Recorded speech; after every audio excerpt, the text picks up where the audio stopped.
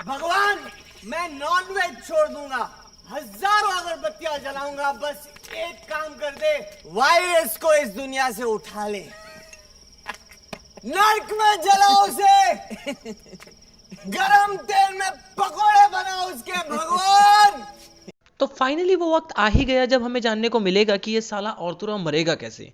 तो guys, volume 2 का इंतजार फाइनली खत्म हो गया है, तो मेमोरीज को रिफ्रेश करने का टाइम आ गया है। तो चलिए करते हैं एक क्विक रिकैप।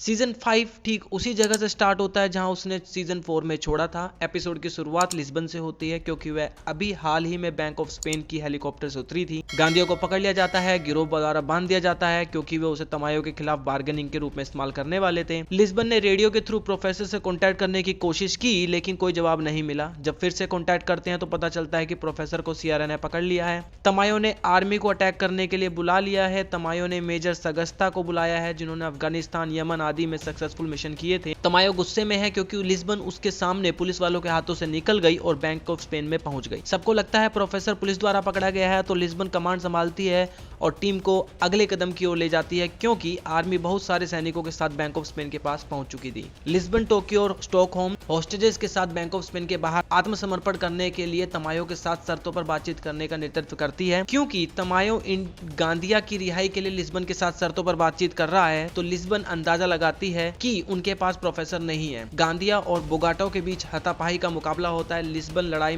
को बंद कराती है लेकिन गवर्नर और ऑर्थुरो जो होस्टेज हैं बैंक से बाहर होने पर भागने के बारे में सोचते हैं। जब बोगोटा और गांदिया के अलग किया जा रहा था तो ऑर्थुरो खुद को और कुछ अन्य होस्टेजेस को हथियार और कवच से लैस करके उनकी बेवकूफी का फायदा उठाता है और राइफल को हवा में गोली मारता है जिससे डेनवर और कुछ अन्य होस्टेज घायल हो जाते हैं। यह सब देख के एक नई समस्या पैदा हो जाती है। वो सभी होस्टेजेस का पीछा करते हैं लेकिन उनमें से केवल 6 ही दरवाजे को बाहर निकलते हैं जहां होस्टेजेस के पास उनके सभी हथियार और गोला बारूद। टोक्यो को कुछ गोला बारूद के बारे में याद आता है जहां उसे गांदिया ने रखा था। प्रोफेसर, मार्सिले और बेंजामिन को सियरा ने बेहोश कर दिया है। ऑर्थुरो डेनवर और स्टॉकहोम्स के बीच डेनवर को चकमा देने के लिए दरार पैदा करने की कोशिश करता है। डेनवर और स्टॉकहोम पहले से ही अपने रिश्ते में स्ट्रगल कर रहे थे और स्टॉकहोम ऑर्थुरो और डेनवर के बीच बातचीत को सुनती है और स्टॉकहोम वेंट के थ्रू वहां पहुंचती है और ऑर्थुरो को गोली मार देती है। स्थिति बहुत खराब है क्योंकि स्टॉकहोम ऑर्थुरो की गोली मारने के बाद उसे पुनर्जीवित करने की कोशिश कर रही है लेकिन उन्हें नब्ज का पता नहीं चलता है। लेकिन अंत में उन्हें एक नब्ज मिल जाती है। ऑर्थुरो को गवर्नर सहित 3 अन्य होस्टेजेस के साथ पुलिस को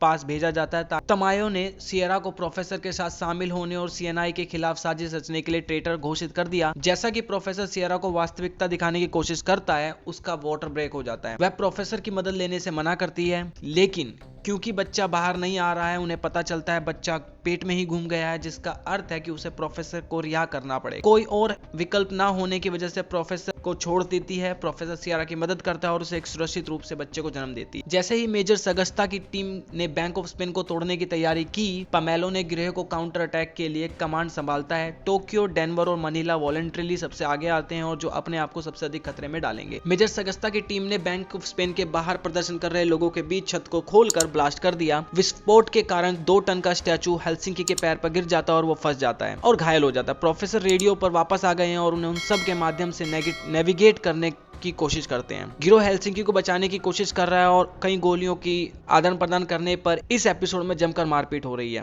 टोक्यो, डेनवर और मनीला होस्टेजेस का इस्तेमाल करके स्नाइपर्स को धोखा देने की प्लान बनाते हैं ताकि वह छत पर जा सके। बाकी के लोग हेलसिंकी को फंसे हुए पैर को निकालकर उसे डेंजर जोन से बाहर ले जाकर उसकी मदद करते हैं। गिरोह की योजना उन्हें मेजर सगास्ता और उनकी टीम को घेरने में सक्सेसफुल रहते हैं लेकिन वे हैरान रह जाते हैं क्योंकि गांदिया के पास के सिक्योरिटी कंट्रोल्स हैं क्योंकि वह सिक्योरिटी इंचार्ज था। मेजर सगास्ता ने हैंड ग्रेनेड के साथ गिरोह को तोड़ दिया और दरवाजा बंद कर दिया जो केवल गांदिया की उंगलियों के निशान से ही संभव था। टोक्यो, डेनवर और मनीला तीनों रसोई में छिपे हुए थे। टोक्यो को अंदाजा हो रहा है और संकट में है क्योंकि वह अपने एक्स बॉयफ्रेंड के बारे में सोचती रहती है जो एक बैंक में डकैती में मारा गया था जहां उसे बचाने में असमर्थ थी। वह पुर्तगाल और टोक्यो में रहने के साथ अपने समय के बारे में याद करती है। फ्लैशबैक में उसे दिखता है कि वह रेने की मृत्यु के बाद कई दिनों तक एक ठिकाने में छुपी हुई थी और प्रोफेसर उसे स्पेन में ढूंढ रहा। सगस्ता का प्लानिंग था कि वो दीवार को ड्रिल करके रसोई में एंटर करेंगे लेकिन डेनवर और मनीला ने एक स्टील प्लेट से दरवाजे की एंट्री ब्लॉक कर दी थी। तो गांदिया सगस्ता से सहमत नहीं होता और उनके ऑर्डर्स को फॉलो नहीं करता है। टोक्यो